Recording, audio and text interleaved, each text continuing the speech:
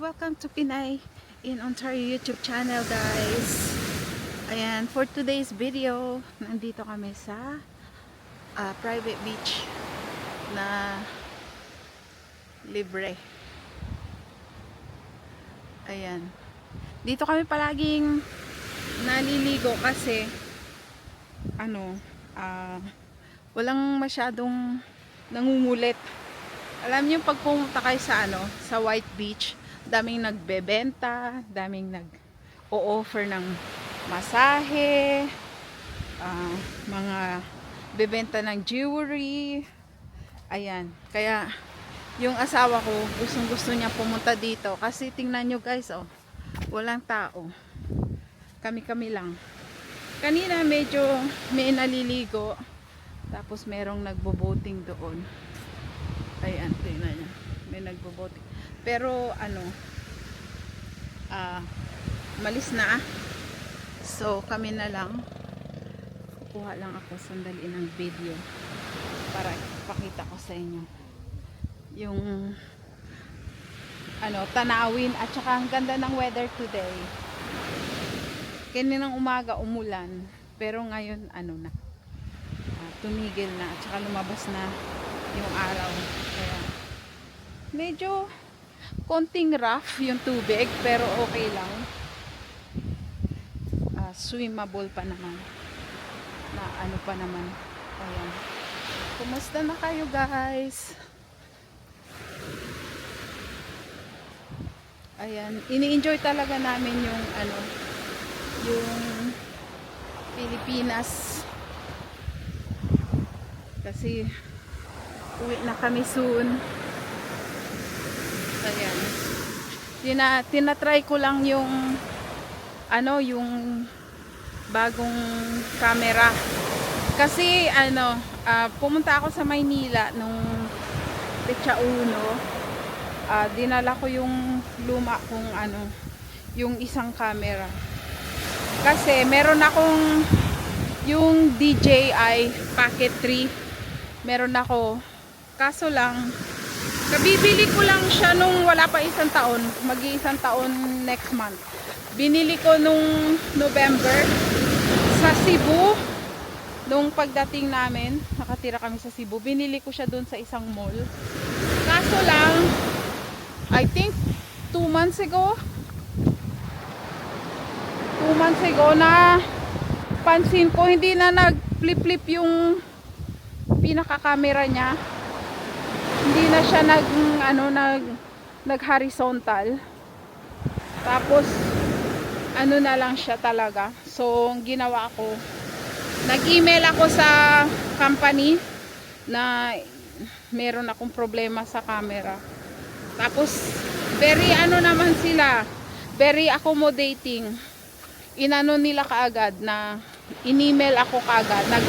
Nag-reply sila kaagad within 24 hours. Nag-reply na binigyan nila ako ng address kung saan ko pwede ipadala yung camera. Tapos binigyan nila ako ng parang guide kung saan ko tapos kung yung parang meron silang piece of paper na pinapapirmahan sa'yo. So nag-email ako ulit or tumawag yata ako sa Viber.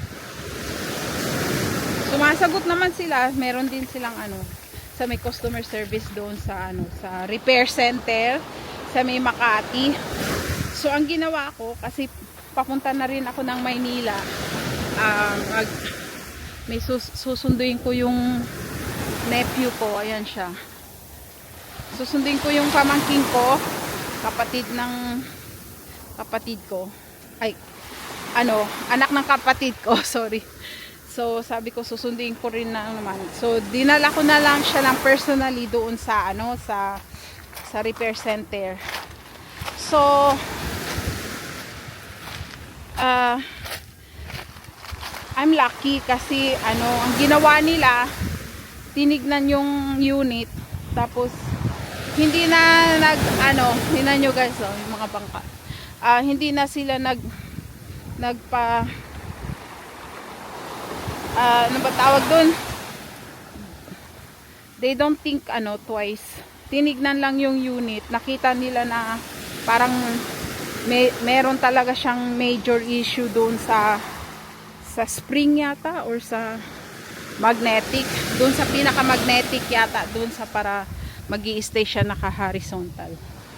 So ang ginawa nila, pinalitan nila ng bagong unit. No question asked. Pinalitan nila kaagad. Brand new, naka-sealed pa yung box. So, which I'm so happy na yun yung ginawa nila. Kasi nag-worry ako na baka aayusin lang. Pero sinabi naman nila sa akin sa phone na kung wala daw major damage yung unit, yung luma, papalitan daw nila ng bago. Yun yung sinabi nila, which they did. So, I'm grateful. Tingnan nyo guys yung paligid. Oh. Oh, diba? Ang ganda. So, ayun lang. Pinalitan nila. Ito na yon, ginagamit ko ngayon. Tinatry ko lang. So, pinalitan nila ng bago. So nice. Sa Makati siya. I was worried in the beginning kasi binili ko yung unit sa Cebu. Sabi ko baka ipapabalik nila sa akin sa Cebu. Pero hindi. Basta binili mo sa Pilipinas, parang isa lang yung repair center nila. So, ayun. Dinala ko siya doon. Within, wala pang ang 10 minutes. Nakaupo ako doon sa waiting, sa may customer, sa customer area. Pinalitan nila ng bagong unit. Yun. So, yun lang.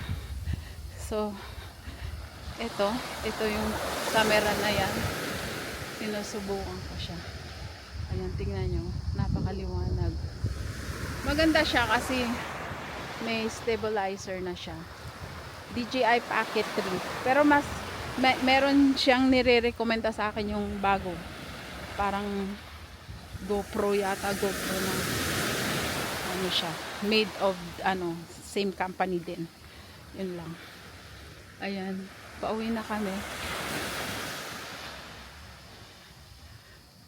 Tapos na kayo maligo. Ayan yung pamangkin ko, tingnan niyo. Napaka mahiyain. Ayan siya. Napaka mahiyain. Ayan naman yung isa.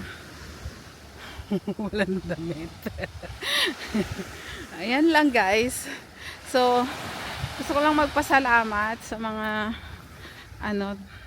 nanonood ng aking mga videos. Thank you so much everyone. Please like, comment, and share. Pinay in Ontario. Bye!